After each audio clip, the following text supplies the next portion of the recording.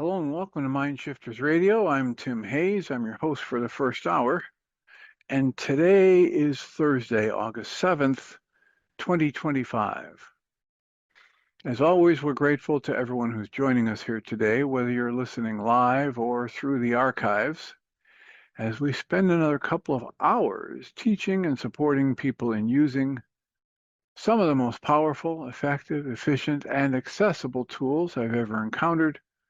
These tools are available absolutely free through the tireless efforts of Dr. Michael and Jeannie Ryce on the website at whyagain.org.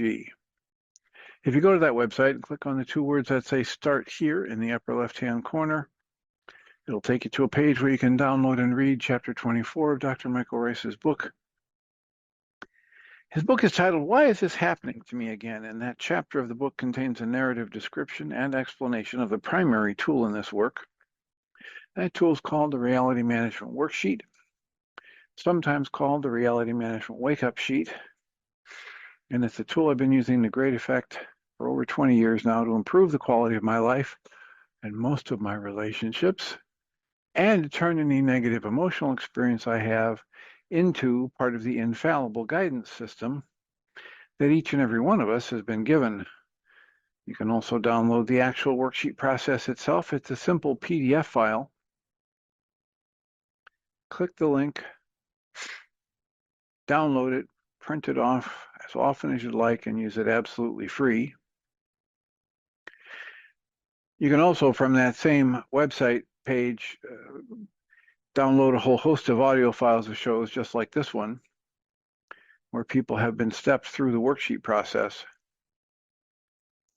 And if you choose to listen to them even repeatedly, they can serve as a powerful tutorial for you to help you get maximum benefit from these tools in the shortest amount of time possible. You can also go to your app store and type in the three words HeartLand Aramaic Forgiveness. And if you choose to do that before you're done typing the word forgiveness, you'll see the glowing heart icon. And if you tap on it, it will let you download a completely free and private app that contains the Reality Management Worksheet. It contains an abbreviated version of that worksheet process. And it contains a copy of the Dragon Klingon game, which is a wonderful way to introduce these tools to even younger audiences. We hope people do all of that soon and often, primarily because it tends to improve the quality of people's lives the more they actively apply these tools in their lives. And secondarily, because it tends to prompt comments, questions, answers, and testimonials. And if you have any of those to share with us, we'd greatly appreciate you doing so. Primary way to do that is send an email. You can email me at tjh@mindshifters-academy.org, or you can email Jeannie at jeanie@whyagain.org. That's whyagain.org. And if we get a question or a comment from you, we'll address it on the internet show, and then as time allows, send you a notification about what day and time that occurred, so you can listen back to the archives for your feedback or input. Alternatively, if you have the capacity to join us live, you go to zoom.us and either open up a browser window and type in our meeting ID number, or call one of the many numbers, the phone numbers that they make available, and enter our meeting ID number, which is 853-2357-4173. That's 853-2357-4173. And if you're calling in on your phone, when you first call in, you'll be muted, and to unmute yourself, you just hit *6, and that's a toggle. It'll unmute you and then remute you, and you can use that to speak up whenever you have something to share. We greatly appreciate when people share. And then, of course, there's the archives, which you can get wherever you get your podcasts. I access it through both Spotify and Apple Podcasts, and seems to do a pretty good job of keeping up to date there. So So you've got another way to access this material is through YouTube on Michael and Jeannie's YouTube channel. So let us know what's of interest to you and how we can support you, and we will endeavor to do just that. The brain is buzzing lately with things to share. And I just had a rather emotional session, so I'm a little off of what that game was. You know, I had I mentioned the podcast with Eben Alexander that was done on the Radically Genuine podcast with Dr. Roger McFillin. And in the second half of that podcast, I just felt good about it. I felt really good about having recommended it to people, and I will probably listen. I'll scoot past all of the Radically Genuine promotions and things and just get into the part where Eben Alexander is talking about his near-death experience and the spirituality and the science behind it. And one of the last aspects of it he starts talking about is how unexplainable through our traditional or our current medical model, and certainly unexplainable through the materialistic view of life, are these phenomenal, unprecedented healings that are happening to many people who have a near-death experience that is spiritual in nature and positive in nature. And so I mean, that's just a fact he states, that the more research they do on this, the more they're finding people like him. He had a healing that all the physicians and all of the medical knowledge at the time says couldn't happen in his own experience. And he referenced Anita Morjani, who had a healing that just cannot be explained through current medical science. And there are just a host of others. And the more the research they do on people who've had near-death experiences, when it was a positive experience and spiritual in nature, it's not unusual for them to have a completely unprecedented healing. So, Susan, did you want to comment? Yeah, I shouldn't have pushed that because you were saying what that I wanted to talk about that same podcast. I listened to it yesterday in 3 different increments because it's long. It's an hour and something? It's about an hour and a half. Yeah, that whole Eben Alexander one with Roger McFillin. A couple of things really blew me away. One was that he talked about music. Music has always been, they talk about the celestial music, the heavenly music, harps on with angels playing harps in heaven, and that one's the most insipid of them all. But when he talked about music and then collaborated with his wife, or she came up with these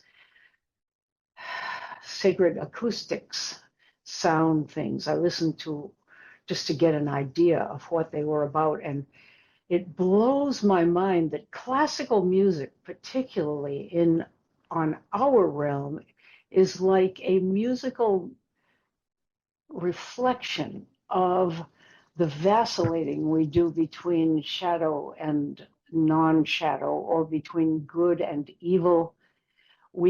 Dissonance being the idea of evil and how it resolves, and how, if you're a good composer, how amazing that is to be able to build a piece that will reach into our hearts and change how we feel and maybe heal. But then to get into the sacred acoustic music, I notice that maybe it's a different kind of music insofar as there isn't this dissonance and And resolution. resolution, yeah. Yeah, it's just all very restful, peaceful, probably healing. And that's just probably a higher, in some way, a higher or closer to non-physical anyway, than our music on this plane is. And of course, our music on this plane goes from hellish stuff to beautiful stuff. There was that. And then there was his description about here we have all these harsh situations on earth, but at the center of it all is this love. And yet he talks about the great mind. And I'm thinking, is the heart also the mind? I know you can't figure this out, and I'm trying to figure it out, but I was picturing that the heart of creation, is hugely creative, which means it's a kind of mind as well as the Well, center of okay, feeling. but now look at what you're doing, right? You're just using thought to make separations, and you're Mm-hmm. separating heart from mind. It was a lovely little thing you did there. I mean, that's one of the most polite ways anybody's ever told me to shut the F up. So that was lovely. Thank you for What? that. I don't, I didn't follow that at all. What? You'll have to explain that. Right in the middle, right in the middle of everything you said. I know this is, which is exactly what I would interrupt to say. Oh, And yeah. then you're saying, no, don't say that. Let me just keep going. Right. Yeah, I knew what I was doing, but I'm doing it. So here I Right, am. Yeah. but here's the point: is that your mind right now is creating these artificial, arbitrary differences, the delineations, Well, he saying did it. heart. It doesn't matter who's doing it. You were just doing it right now, right? And that's what we do. This is not a criticism; it's an observation. And watch how when you do that, what kind of a quagmire or dark tunnel that sends you down with no way out. It's like a super highway with no exit ramps. You just keep Mm-hmm. racing around. And what's being suggested? What's being offered as an alternative to that? Just slow down, just meditate, just tune into the body energy, just use the feedback you get from these various sensory systems and understand that that's just the tip of the iceberg of what's available if you slow down and ask to be shown something else. If you practice opening to the awareness of other energies, the other energies are always there. Your ability to integrate them or use them or perceive them is always there. We just haven't been taught about it. And or what little we might have been taught about it is overridden by this uh, deification of or glorification of the mind, the intellect. Let me find a way to talk about this. Let me find a way to communicate about it to others. Let me find the words that are perfect for this. Mm-hmm. And the words are just symbols of symbols. And so there's no big solution to be found in a word or in a description. The word or description might motivate somebody to usher themselves into an experience that's different, and the experience can be life-changing, but the words themselves are just these hollow, cheap copies of an image of an image.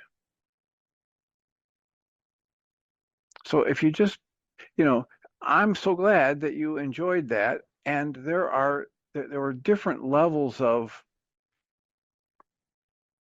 things that Eben was talking about that, resonated in me. I want to listen to this again, Me too. right? And I want to incorporate some of it. I want to go see what happens with the sacred acoustics. Right. Does that, provide a tool and Well, the way he said that these out of body or these near death experiences healed, he was sort of saying he's finding his way into an approach to that realm through meditation using those sounds. Yes, right. I mean, the idea is that none of this stuff is being kept from us. Right. We're in the middle of it. We're swimming in it. It's so exciting, though. Michael Ryce likes to say, this is the stuff in which we live, move, and have our being, right? This is the God consciousness. This is love. This is God. This is light. This is life. This is spirit. Okay, well, So we aren't being kept from it. It's all we're in it, we're living it, we're breathing it. And we block our awareness of it. How? Well, some of us do it with drugs and alcohol. Some of us do it with an overemphasis on the importance of our thoughts or trying to figure it out. And the invitation is to just notice what you're doing that's keeping you stuck in thought or stuck in judgment or stuck in tension, and then choose to stop doing it and gently do something else. Move yourself into a different level of observation or a different level of focus and conscious awareness, and just watch what happens. Right? To whatever degree you can, at the very least, question every expectation you have. If you can't drop expectations or prevent them from arising because they've been so well practiced in our pattern of thought, then don't try. Don't fight with the expectation, but at least breathe and soften your attachment to it or your belief that it's valid or that it should be this way or that, and watch what unfolds in your life experience as you drop expectation and you move into open observation and childlike curiosity and the wonder state or the awe state. And you can't do that in thought.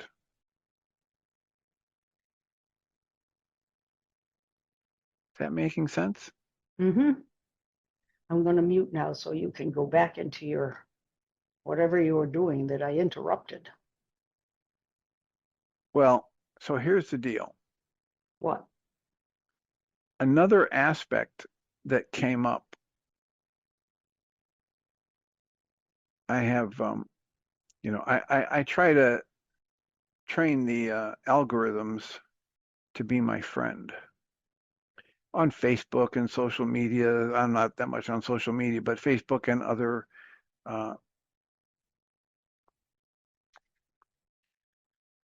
web accessible sites, right? And so one of them came across my path, and it says, a neuroscientist prepares for death. Lessons my terminal cancer has taught me about the mind, by David J. Linden. And this is an article that showed up in The Atlantic, I believe.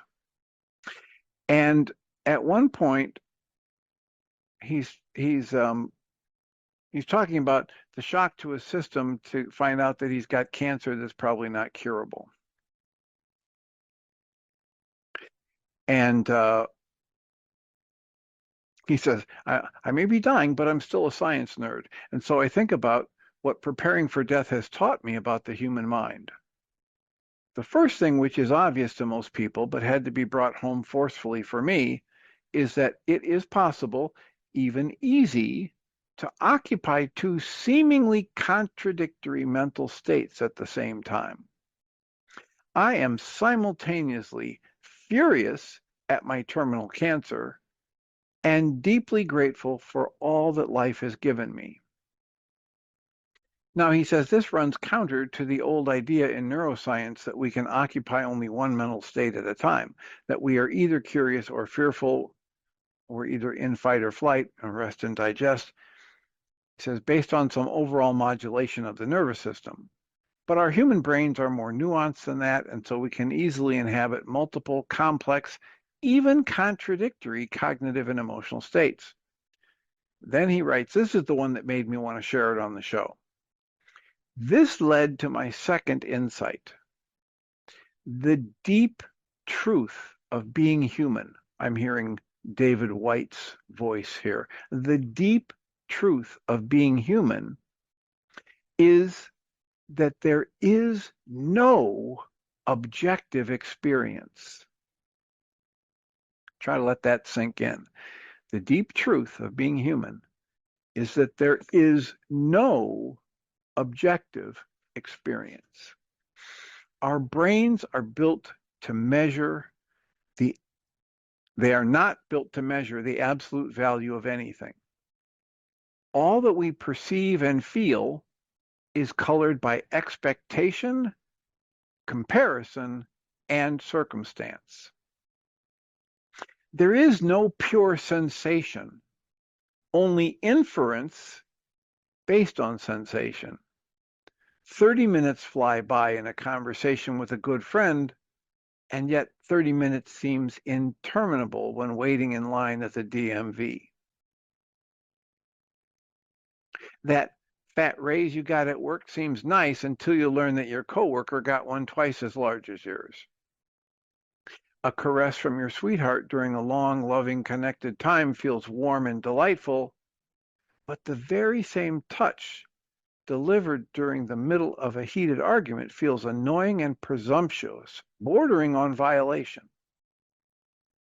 If someone had told me 1 year ago, when I was 59, that I had 5 years left to live, I would have been devastated and felt cheated by fate. Now, the prospect of 5 more years strikes me as an impossible gift. Right? So he's been told he doesn't have more than a year to live. So perspective, interpretation, expectation, past history. The point is that in our minds, there is no such thing as objective value, even for something as fundamental as 5 more years of life. The final insight of his situation is more subtle. He says, but it's also the most important. Although I can prepare for death in all sorts of practical ways, getting financial affairs in order, updating a will, writing reference letters to support trainees in my lab after I'm gone, all of that, I cannot imagine the totality of my death or the world without me in it, in any deep or meaningful way. My mind skitters across the surface of my impending death without truly engaging. I don't think that this is a personal thing or a personal failing. Rather, it's simply a result of having a human brain. So I'll just put that out there and see what people might say in response. That it just strikes me as so powerful that these observations, like the kind of things that you can get if you look at a video by Anil Seth on how we hallucinate perception, that this stuff is working its way into the culture. It's coming more and more into the awareness of scientists and everyday people, and it's having an impact, right? It's having its effect. What will the ultimate effect be? Will it be good or bad? I have no idea. And yet, I find it wondrous that in so many different places, the essence of the deep truth is cropping up.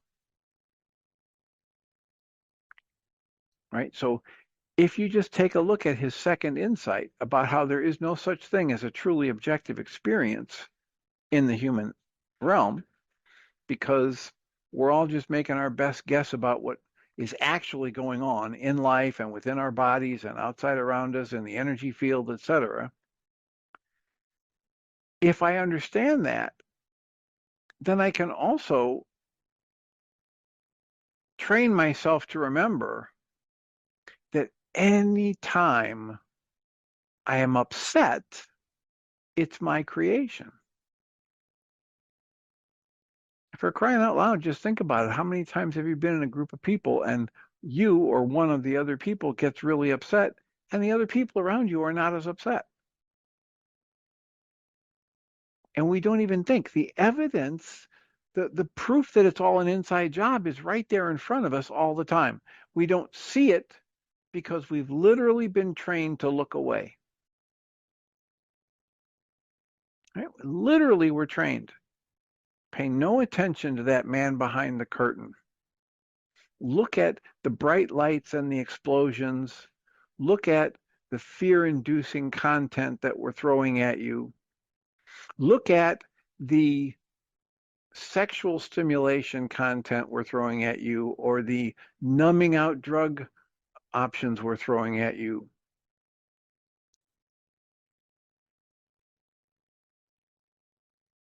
Rather than recognize that every time I'm experiencing an emotion, it's only being experienced inside my body. I had a lovely little video I watched where there was probably about a 3-year-old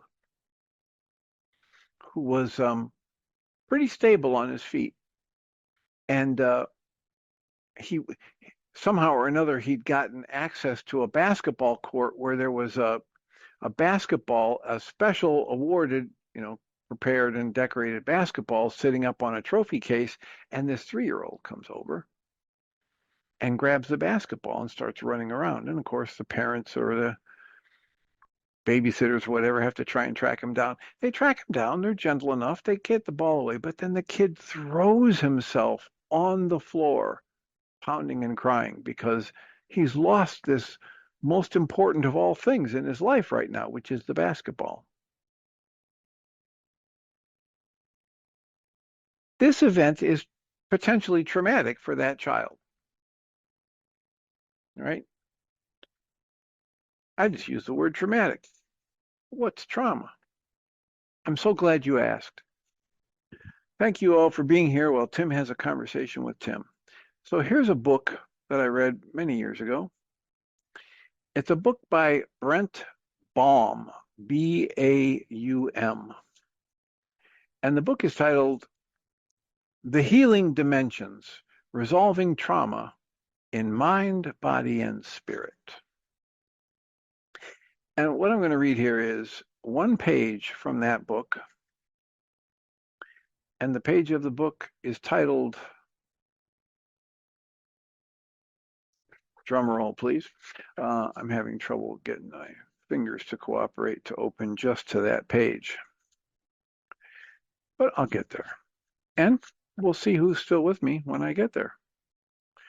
So trauma, he writes, a trauma, in quotes, is a spontaneous state of self-hypnosis, an altered state of consciousness which encodes state-bound problems and symptoms. So by that he means it encodes, or it makes sense of and then downloads into the system things about this very moment, this particular state in my office at this time, this internal body temperature, this external body temperature, this lighting, this particular state. Now I can change this state by turning off lights or turning on lights or changing, there's a change in the state, and here's another change to turn off another light.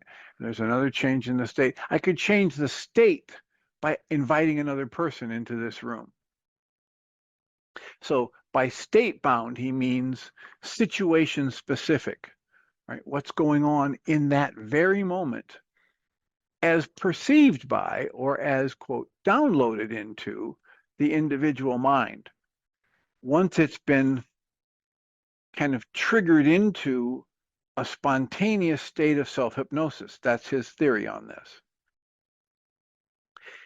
And he offers a reference to an article or a book by Cheek, C-H-E-E-K, from 1981, talking about this state-specific spontaneous self-hypnosis. And then he writes, hypnosis occurs spontaneously at times of stress and serves to contain the experience to prevent the subject from becoming overwhelmed. So it's a protective mechanism. Your body, your mind, your intelligence, your intellect, it's all working to do its best to help you survive and function. He writes, psychological shocks and traumatic events are psycho-neuro-physiological dissociations. Psycho-neuro-physiological dissociation. So I'm disconnecting myself at a psychological, physiological, and neurological level. And this often results in what is called traumatic amnesia or delayed recall. He writes, this amnesia may be resolved by what Erickson called inner resynthesis. And this is Erik Erikson. He was a relative genius with hypnosis. He created this fluid, nondescript way of helping people through hypnosis. He was born in 1948 and died in 1980. And lots of people have tried to mimic what he did. He was phenomenal. And people have tried to study what he did and see if they could codify it. Brent Baum goes on here and says, the encoding of trauma in the nerve cells of the body is facilitated by the limbic hypothalamic pituitary system. So they've studied it. They can see in the physiology how your physiology changes when your brain, when your mind, when your emotions have to process more than they feel like they can process. When they feel like they're overwhelmed, they dissociate as a protective mechanism. And they've identified the limbic system, the hypothalamic system, the pituitary system.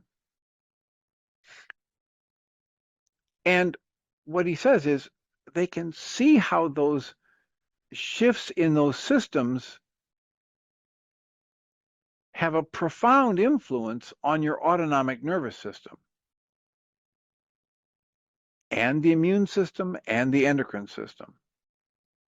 And he cites Hans Seeley from 1976, who was writing about that.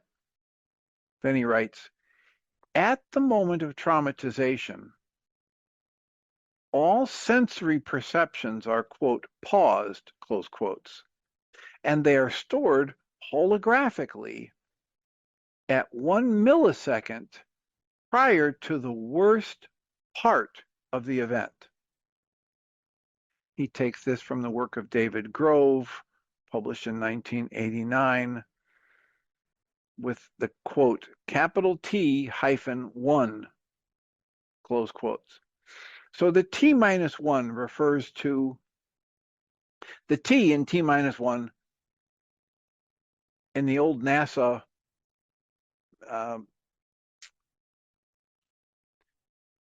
procedure before a launch. The T stood for takeoff.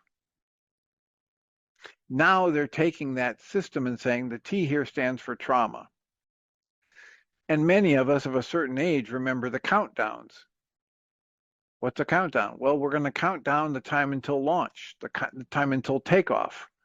Well, takeoff is at 0, but we're at T-minus 30 minutes. We've got 30 minutes before, so it's T-minus 30, T-minus 25, and the countdowns went like that. And the big event would be the liftoff of the rocket, the takeoff of the rocket. Here, what he's theorizing, David Green and Seeley and others are theorizing, is that the T stands for trauma. So this is, all this stuff gets locked in right up to 1 millisecond before the worst part. But I don't get to see the worst part. I just keep reliving this loop right up into the worst part. When I'm having flashbacks, when I'm stuck with disruptive nightmares and intrusive thoughts, I'm seeing all these horrible things that happened in what I'm saying was my trauma or my traumatic event, and it's never the worst part. The worst part is being blocked by my protective mechanisms in my heart, mind, spirit, endocrine system, nervous system, etc. So he writes, the event is encoded as a holographic fragment and is stored in the nerve centers of the body where the pain first became overwhelming. This is from his own research in 1995. He writes, focusing on such memory fragments provides access to a stored memory because every fragment of a holographic scene contains the whole. The holographic nature of our perception, which has been described by Pribram in 1977, that holographic nature of our perception forms the foundation of self-hypnosis and the containment of the overwhelming experiences of our lives. Whereas we could not control the external circumstances which led to the traumatization, the body-mind assisted us by seizing control of our internal picture, creating a reality we could control through our creative act of perception, a creativity which has been affirmed by quantum physics. We know that our mind energy, as Michael Ryce talks about it, is a creative force. And quantum physics reinforces this and demonstrates it to us in different ways. He writes, a trauma is a moment when we utilize our creative resources of mind to, quote, pause, close quotes, pause our space-time perceptions to prevent overwhelm to the psyche. A trauma is a moment when we utilize our creative resources of the mind to seemingly pause our space-time perceptions to prevent overwhelm to the psyche. The resolution of our traumas, therefore, requires that we address these powerful encoded moments and states of consciousness. So trauma, this little boy having a basketball that didn't belong to him, that, from the greater adult perspective, he should have known better. It's not his. He doesn't have any rights to it, etc. But this basketball, in just moments, became the most important thing in the world to this kid to possess. And as it was taken away from him, his system goes on overload. And he throws himself in a stereotypical way. He throws himself on the ground, face down, crying, probably pounding the floor with his little fists. Is that a trauma? No. No. Did anybody treat him badly? No. Could he take trauma from it? Absolutely. Could he, in that moment, crave the possession of the basketball so strongly that when it's taken away from him, he goes on overwhelm? Absolutely. Can that happen to any of us at any point in time during a day? Yes. Does it routinely happen that we're not aware of? Yes.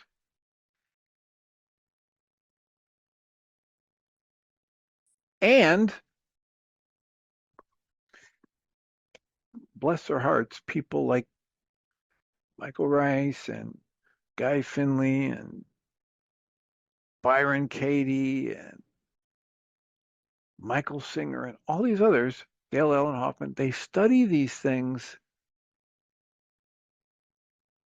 discover what they can about the tools that will help us resolve these stuck points in our psyche and offer them to us.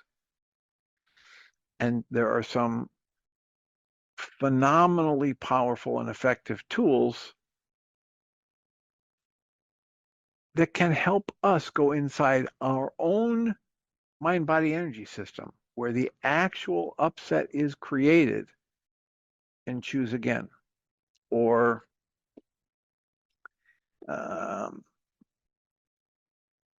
I got distracted because as I look up, somebody found a way to put up a hand. I've never seen this before on my Zoom call, but TJ Woods, are you there? Are you available? Yes, Dr. Tim, can you hear me okay? Yes. Yes, would you please tell me the name of the book and the author again? I thought you said Rent, R-E-N-T, Baum was the author. Yeah, you're just missing the first letter of his first name, Brent, B-R Brent. Okay, B-R-E-N-T, let- B-A-U-M. title of the And book. and he has several books, but this is the most recent, I believe. No, maybe not. Maybe this was his first one, and it's called The Healing Dimensions. Subtitle: Resolving Trauma in Body, Mind, and Spirit. And you probably weren't here for the first part of the discussion, but that's coming up because we had been talking about the Radically Genuine podcast and Dr. Roger McFillin and how he had been interviewing Eben Alexander in one of his more recent episodes. And that's all about the subtitle of this book, which is Resolving Trauma at Mind, Body, and Spirit, or near-death experiences and their role of their role in our lives, physically, mentally, and emotionally, spiritually, etc. I missed that. Thank you. So, is it stirring up stuff for you? We haven't seen you on this hour of the show for a good long while. How are things going? What is it raising questions for you? Yes, I do have some questions. I am part of the replay with Hello Sally and Susan, the Codependence to Interdependence with Dr. Michael Ryce that started last Sunday. And I have had some things come up, and I had a responsibility communication with my husband this morning, and I wanted to just share that with you and get your feedback, if I may. Share what with me? Um, the feedback that I received from the responsibility communication. Go right ahead. Okay, so the feedback was, um, Do you want to share what your communication was or just the feedback?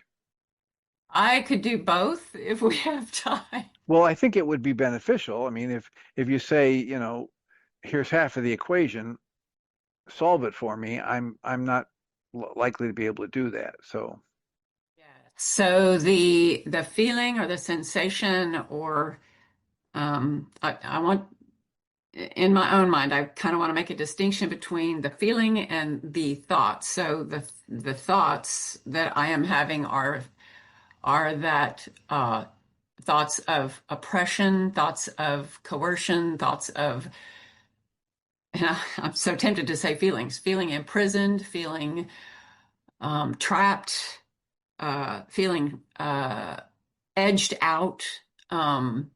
So okay, so that's what you're feeling. yes, feeling and believing, and so I presented this in my um, responsibility communication, and the feedback that I got was that he thinks it would be helpful. This is my husband. He thinks it would be helpful if perhaps I just pretended or acted the part of an actor and um, acted as if I were a happy person for 4 weeks. And then 1 hour a day, I could come out of the act and I could journal and write my thoughts down and, how did it go and what went well? And then go back into the act of Happy pretending. person mode. Yes. Yes. And I see the validity in that because as Because you don't often act as though you're happy? Is that what you're saying? Are you there?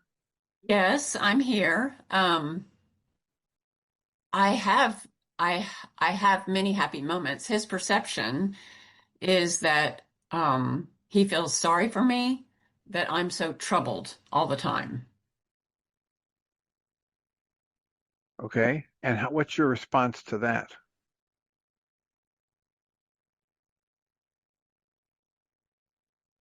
My response is I don't know. I have a lot of things coming up around that. But I want to be responsible for what is coming up in me. I know this is mine. I know this, that I need to own this, but these are thoughts and beliefs. Is it possible that there is something in me that doesn't want this, that there's some part of me that just wants to be upset, wants to be oppressed, wants to be trapped? Sure, that's possible. Okay. Do you want to find out the truth of it? I want the truth, yes. Okay, then you have to go inside and keep asking for it until it shows up. And you have to be willing to acknowledge that your thoughts about the thing are not the thing, right? That's why one of the more powerful aspects, for me at least, of the reality management worksheet process is the part where it says, I cancel my need to be right. The whole thing is right there. The core of the whole thing is right there. And I know from personal experience and from a lot of people I've worked with that people's lives have been transformed just by learning to make that a mantra. I cancel my need to be right. Like the core of one of the main messages through the way of mastery is we're divinely ignorant. We have no idea what anything is or is for or what our brothers or sisters need. So if you want to find out the truth about is it possible that there's a part in you that really doesn't want the happiness or the joy or the whatever, or doesn't perhaps want it with your husband or whatever, then you need to keep asking. And you need to perhaps, not perhaps, every bit as much as important as asking to be shown is the piece where we cancel our need to be right. In other words, we acknowledge that our mind, our brain has been trained with both the carrot and the stick, with both reward and punishment, to think it absolutely has to figure out the right answer in order to stay safe. Right? It almost, for many of us, it feels like a biological imperative. I've got to be right. I've got to figure this out. And so then the only way to get a good answer to this question that you're wrestling with or considering is to just keep doing the work with that question as a focus.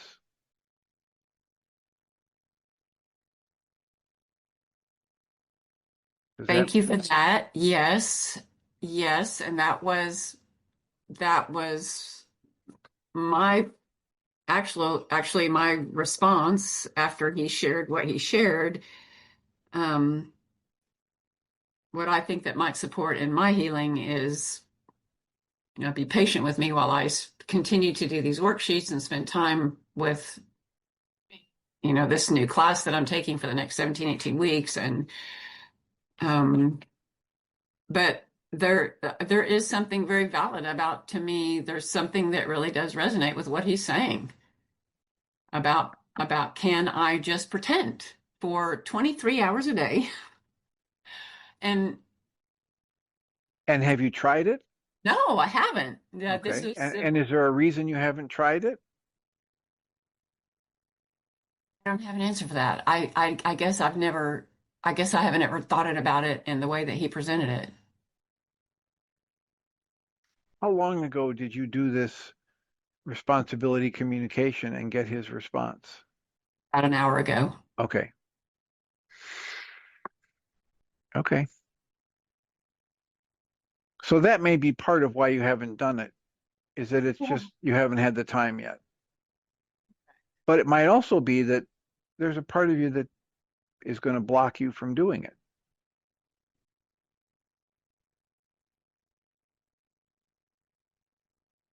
So the question coming up in my mind is, should I pretend 50% of the time and do worksheets for 50% of the time? I mean, this is, it sounds like a reasonable request. It sounds like something I could try to implement.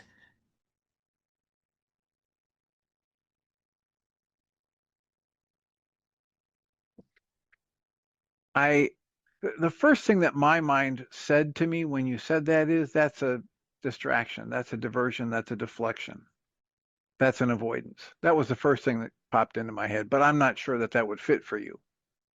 That is actually what came up for me when he said that too, but I just continued to listen. I thought, yeah, I'm just ignoring the problem. No. What I'm talking about is that if you say, his suggestion was you spend 23 hours of your day pretending you're an actor who's in a person who enjoys their life. Is that correct?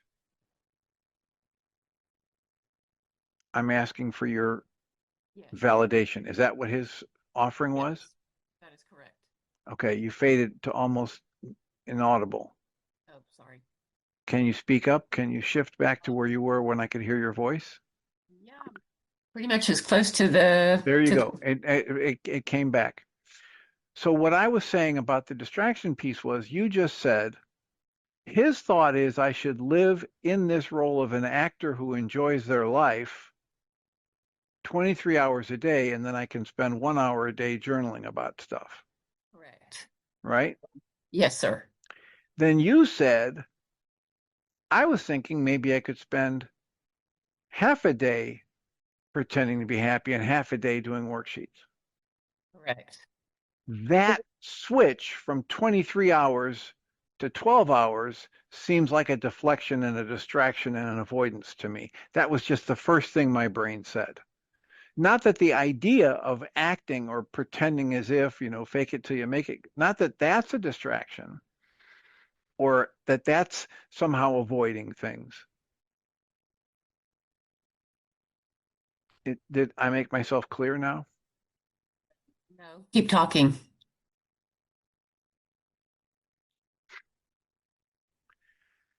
You want me to recite a poem? What? Keep talking. Okay, Um, we're on a telethon. Just don't let there be any dead air. Okay. yeah. Okay. So I'm just trying to let you Oh, know okay, that okay. as you mentioned it, I'm not saying this is my assessment. I'm just saying the first thing that popped into my head was you're trying to avoid acting as though you're happy. You're trying to avoid Oh, okay. creating the internal experience of joy and happiness in your current situation. Doing worksheets 50% of the time. Yes. Yes. That sounds like hell to me. I don't know about anybody else on the call, but spending half of my waking time doing worksheets sounds like hell here on earth. Well, oh, goodness. All right.